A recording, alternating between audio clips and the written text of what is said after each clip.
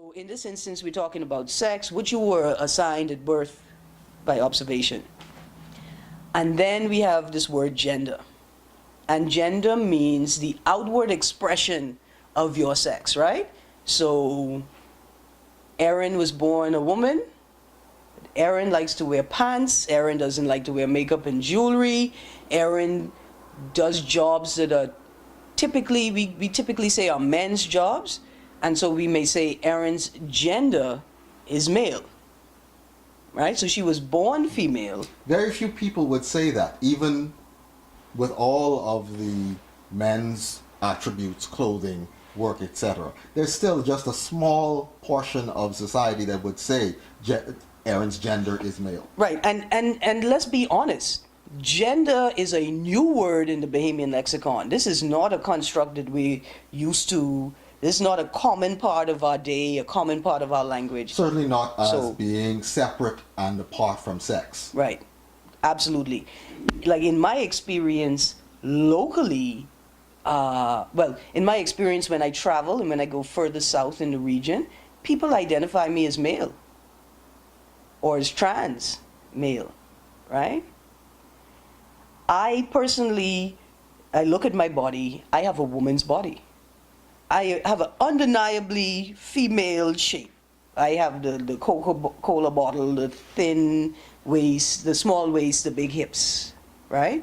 So I've never perceived... Everything typically looked for in a woman. Right, and I've never perceived me wearing what we call men's clothing as an attempt to look like a man.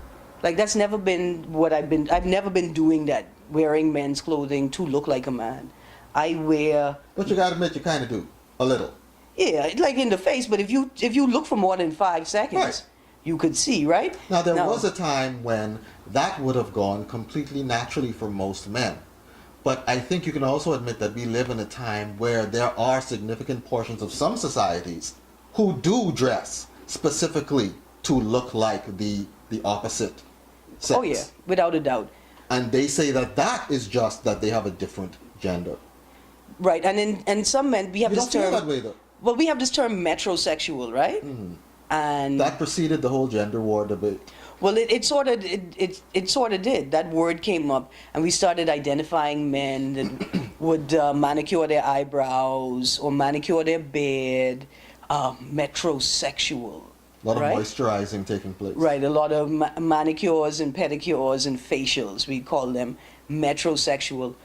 A lot of those men that engage in those beauty and health practices don't identify as female in any way.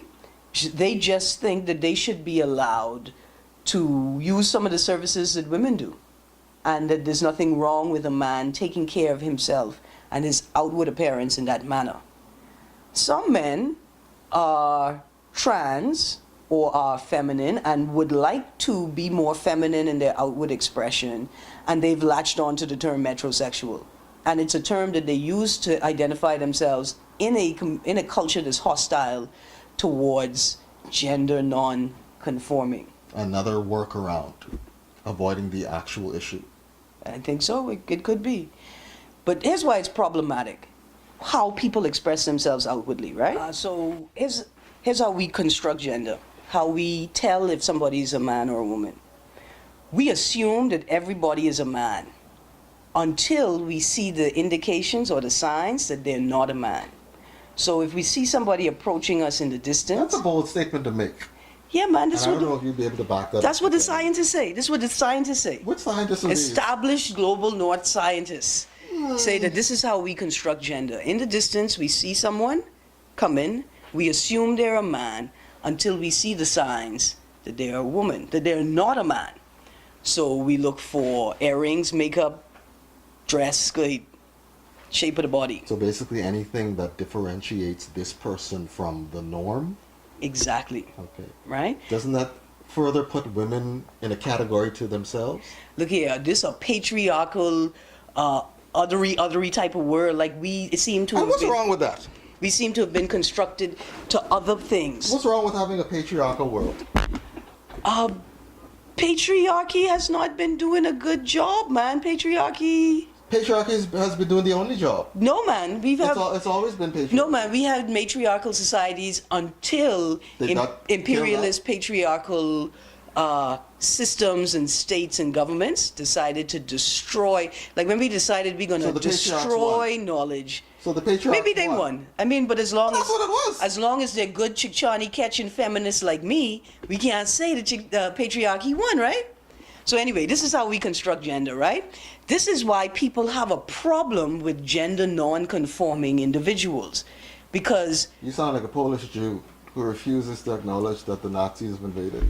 I thought you was going to say refuse to acknowledge that I'm both Polish and Jewish, right? But watch this. So You're in occupied territory, Erin. this is why Patriarchy has won. this is why we get upset when we are confronted with a gender non-conforming person, right? Because you, the gender non-conforming person, you are the person not following the rules. We all know that men don't wear earrings. Being outside the box and thing. Right. We know that men don't wear lipstick. Men certainly don't wear blouses. No. And skirts. No frills. Why are you breaking the rules? Why are you trying to make me think that you're a woman? And I get it a lot. And we ostracize this person I tell you what I until we hear them sing, and then we turn them into a star. there you go. They have some talent to entertain us. Right. So we're not biased against people who do not conform. It's just that you got to come with some talent with that. You there's a place for you, right? Yeah, we'll find a place for you. There's a place for you, and you have to stay But in you that gotta earn place that. though. And you got to acknowledge that you're not normal, Yeah. right? Which they do of their own accord anyway. But that's It's a badge of honor. That's- I'm not like you normies. and this is a Okay. This is something that we need. So we could treat you this like is you ain't something normal. we need to address in the advocacy world. What are the conversations we're actually having? If we want to be Here's a special, conversation I want to have with most people of your ilk. Stop being such a bitch. First of all. Because let's be honest, most of them are. Most of you are. I understand why you need to be that to get your point across. oppressed people. But you have our attention Okay. now. You can tone it down. You know the crab in the barrel analogy? Is that what it's called? Where you say, oh, only the black crab is tearing each other down. The crabs tearing each other down Which in the is bullshit, barrel. because I've seen barrels of multicolored crab and they all pulling each other down. It's ridiculous. The ridiculosity is deeper than that. The barrel is not the crab's natural environment. That's the problem. Also true. The barrel, the pen is not the crab's natural environment. And that's where the problem lies, right? You could also make a point of accepting what is futile, because those crabs ain't never getting out. Oh no, my friend, I need to take you on an adventure, because I watch crab escape all kind of different barrel. Box barrel, bins with covers. Almost, you see the octopus who can unscrew the lid on a jar?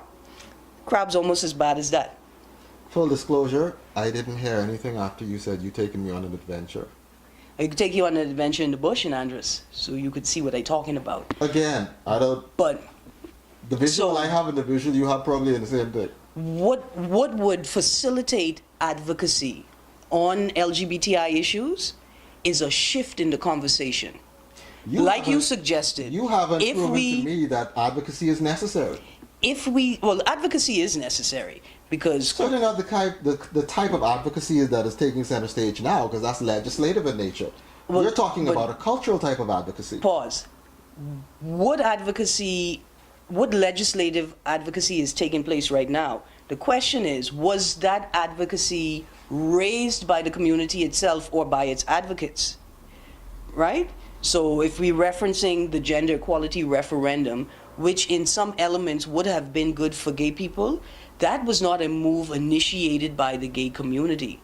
While the LGBTI community and its advocates have been in constant conversation with the government about improving the status of LGBTI people, right? By improving access to services, by improving security, national security and citizen security, right? The community itself, did not ask the government to create legislative and constitutional protections for LGBTI people by having this gender equality referendum. But do they support it?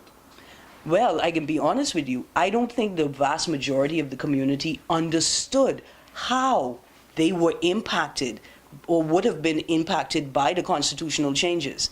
I don't think they understood that, and I think that the vast majority of the community were informed by misinformed people, by people that did not understand the pedantic nature or the complex nature of the law and the constitutional provisions being discussed.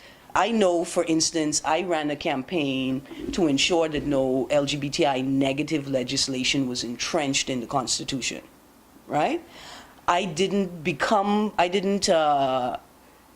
engage fully in the exercise until the government added the provision to define sex as male or female only, because that was the only part of the exercise that was LGBTI negative, right? Like that's when I entered the conversation, and I realized that there were members of the LGBTI community, right, that were advocating as a part of official campaigns that were telling gay people that this exercise has nothing to do with you. Those people didn't understand the complex nature of the law that was being discussed. So the vast majority of gay people in the Bahamas had no idea what the implications of entrenching the principle of non-discrimination on the basis of sex meant, or what the impact of that new legislation would be for the LGBTI community. Erin, are you asserting that the gay community, and I understand you can't block everyone in the same group just because they share a certain trait, but for lack of a better term, did the gay community, were they as unlearned as everyone else? The vast majority of them were. Absolutely. Absolutely. For those people that relied on the state to explain what the exercise were, they were completely lost, because the state intentionally refused to discuss the implications of the law for LGBTI people. In fact, the state's position was this has nothing to do with LGBTI people. And the vast majority of LGBTI people accepted that as gospel and ran with it. When the state said that this has nothing to do with same-sex marriage, the vast majority of the LGBTI people accepted that as gospel and ran with it. When in fact, entrenching the principle of non-discrimination on the basis of sex means that you cannot discriminate against somebody on the basis of their sex, which means that the ban on same-sex marriage is discrimination that the state is permitted through the Constitution to operate in, right? So marriage should be open to anyone regardless of their sex. As long as the state has nothing to do with it. No. The way that our Constitution is written, marriage, the state-issued contract, is open to any couple regardless of their sex. However, the state reserves the right to create legislation that is discriminatory in nature or in effect in relation to marriage. The ban on same-sex marriage that exists in Matrimonial Clauses Act, and I think that's a specific act, not the Marriage Act, is discrimination. That the state is protected, that the state enacted, and the state is protected from challenge on that discrimination. Right? We could go back and forth as to the morality of this, or whether or not this is actually the case. I actually agree with you that that is the case. I'm not advocating for it nor speaking against it, but I think it's important to acknowledge that is the case. Yeah. Would you have a compromise with me? What if we got the state? Let's avoid the workaround. Let's get straight to the issue. What if we got the state out of marriage completely? We could take the state out of marriage completely if we ensure that we will apply the existing laws, which should be sufficient, equally and equitably, right? So, any law that equally is possible. Equitable is subjective. We could work on it. We could work on that. And that brings up another issue of, do most people truly understand what complete and total legal equality across the board would look like? No, I don't think they do. And I don't think legal equality is where we want to stop. What is more important is making sure that people have what they need, right? That's If what's you more say so. important. I can't co-sign on that unless we're talking about specifics. And who are we talking about when we say we? We the people, all us. Okay. So watch this. The meme with the people trying to watch the game behind the fence. Right. One is tall in stature, one is medium in stature, one is short in stature. Mm-hmm. Only the tall person could look over the fence. The meme suggests that equality is giving everybody 2 boxes. Right? We all equal. Everybody needs to see over the fence. The tallest person is barely seeing over the fence, so you give everybody 2 boxes because That is we're the equal. idea. That's equality. But when the 3 people get up on the 2 boxes, the tallest person can see clearly over the fence. The medium person is just barely hitting the top of the fence, and the short person still ain't come nowhere close to the fence. When we see, to fix the problem of being able to see over the fence, equality isn't what we needed. We didn't need everybody to get 2 boxes. We needed everybody to get the number of boxes they need to raise their head above the fence. So the shortest person may need 6 boxes. The medium person may need 4 boxes, while the tallest person only needs 2 boxes. So that's it, that's the difference between equality and equity. Now, before I get serious on that, I'm going to get a little flippant. Because no one says anything about these 3 no good people, teeth in the game. Because they ain't buying no ticket. Okay, let's get back to serious matters. Listen, Here's the issue I have with if the game, if the game didn't want to be seen, then it wouldn't have looked so good. they should stop playing the game in the community park. Community? That was And no they- damn community and they park. should have put up Someone a- built that stadium. They should have put up a with community taxes, and somebody should have put up a transparent fence so everybody could see through the fence. We're But I getting off topic again. appreciate what you're saying. Yes.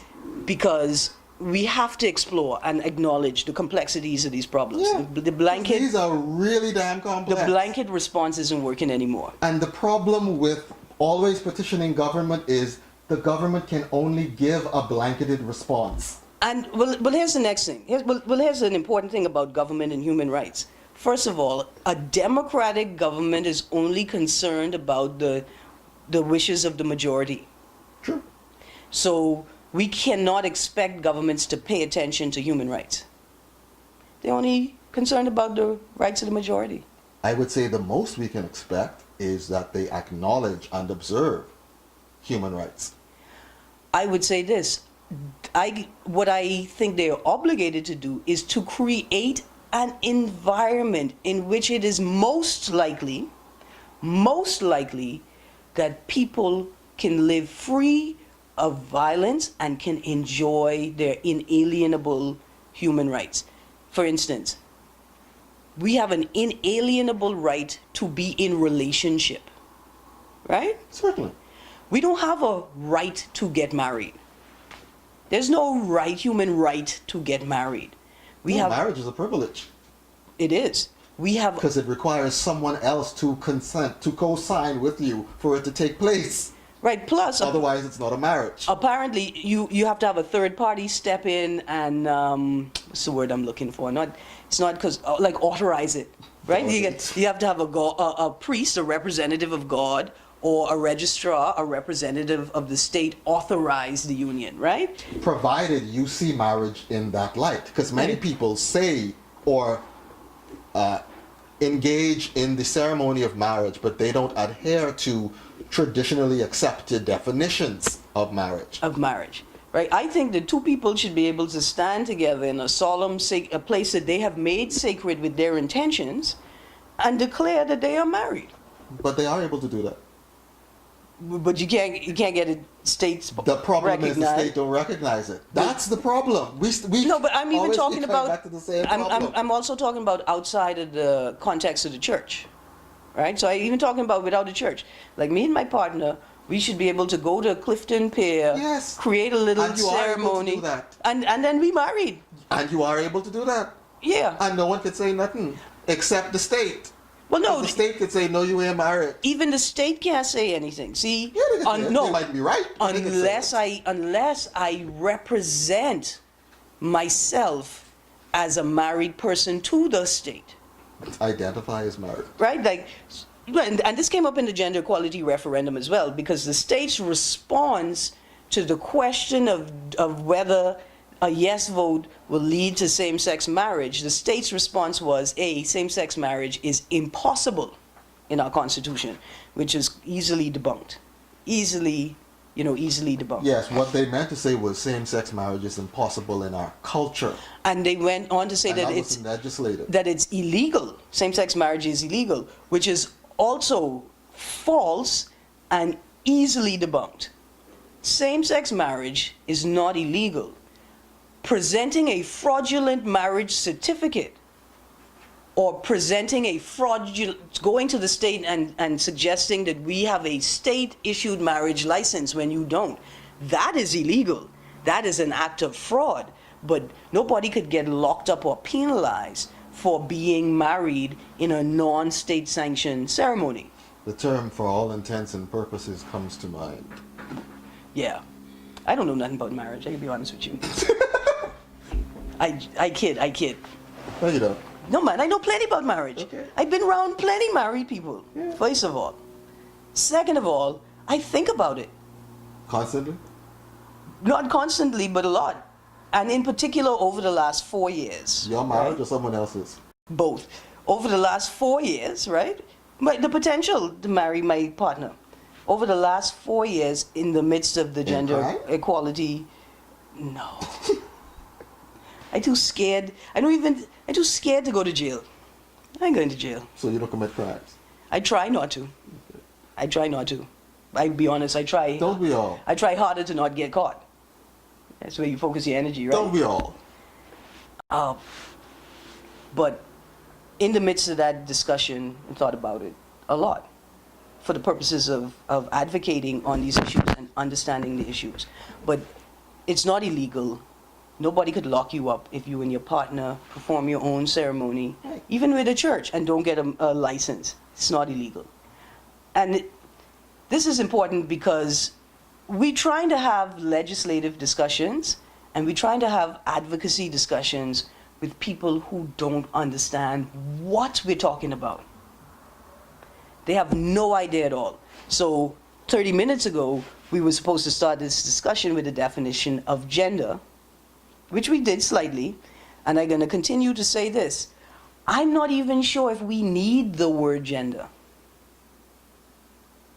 Gender. I'm not sure if we need the word gender. Because it's like we created a word to try and continue a conversation we were having difficulty with using the word sex. Right?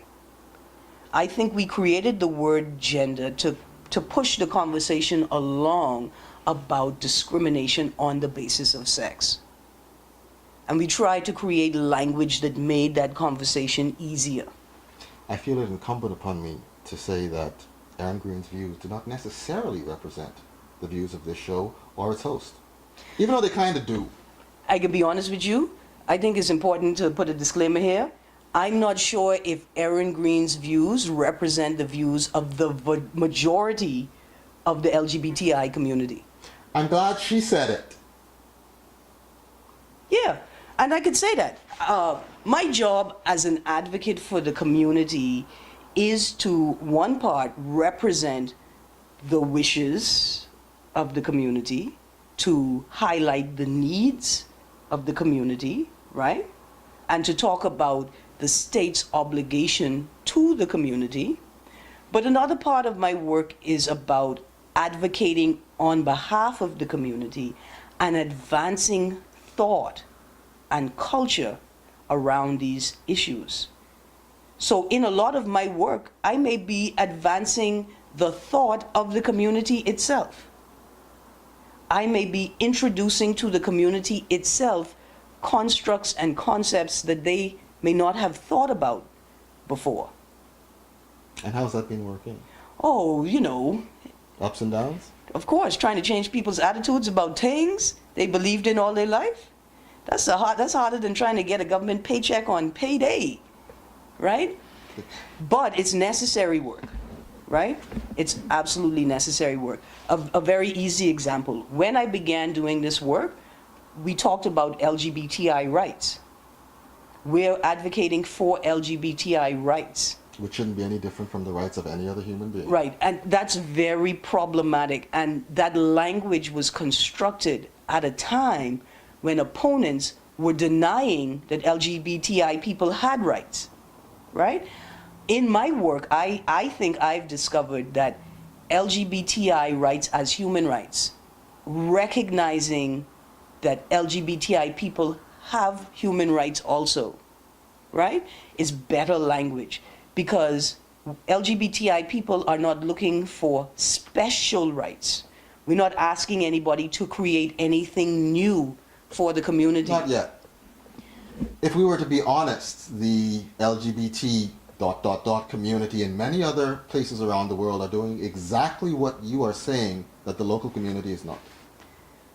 Granted, that is true. So a lot of people do look online and see what's taking place and think, we're only ever one step away from the next thing. What people should do, though, is become critical, right? Employ critical reasoning, and before they make a judgment based on what's going on in an international community or in a foreign jurisdiction, they should try and locate LGBTI advocates in their country and ask them, what are you actually doing? And then they Because can... you're not a monolith. Right, and we right. There's not a worldwide LGBTI community that agrees on everything, that has the very same strategies. And even though we have international LGBTI organizations like ILGA, which would be International Lesbian and Gay Association, right? So They're world. ban the trannies. No, man. We just presume that transgender individuals are part of this collective. That's problematic. It is problematic because a lot of trans people say, but A, we're not gay, so why are you looping us together, right? And there's another prevalent response that we get, which is that strategically it's problematic because the trans issue is a medical issue, and the LGBTI issue is not a medical issue, right? Depending on who you discuss it with. Well, and depending on the jurisdiction you're in, depending on the ethnic and religious culture that you're working in. For instance, in Iran, they have outlawed homosexuality. And buggery in particular is punishable by death. However, you could get a state-funded sex change if you believe that your outward physical manifestation, your body, does not align with what your brain is telling you you are. And if you don't feel that way, you do it anyway because it's that or death. Well, there's that, right? There are people that do do it resort to that for that reason. Because they don't want to be killed, right? So, and that's just another example of the state doing a workaround to just acknowledge that people have the right to do what they want to do. So communities are different. Which is costing the country more money. It would be cheaper to just allow people to be who they are. They have to pay for these sex changes. And I think ultimately, like, that's the best argument for a state's adherence to human rights principles, is that it costs you less money in the long run to let people do what they want to do and be who they are within the scope of the law, commonly accepted universal practices manifested in law about how we should treat each other.